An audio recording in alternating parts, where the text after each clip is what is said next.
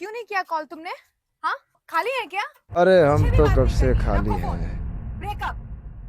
अरे मैडम, हम भी तो खाली हैं।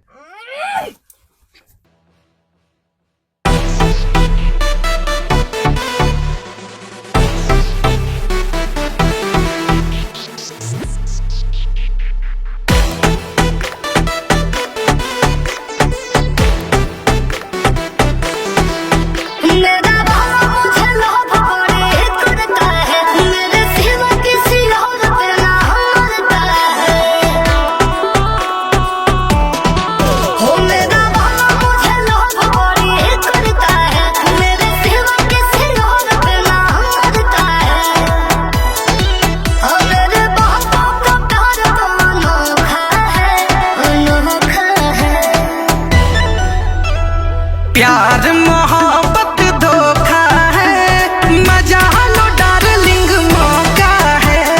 प्यार मोहब्बत धोखा है, मजा लो डार्लिंग मौका है।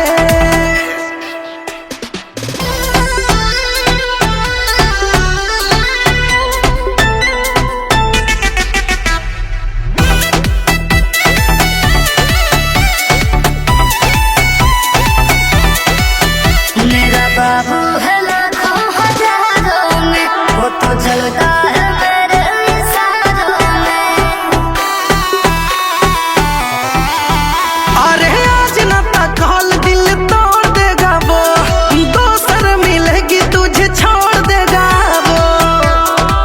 जज्बातों में हाथ मेरा रोका है।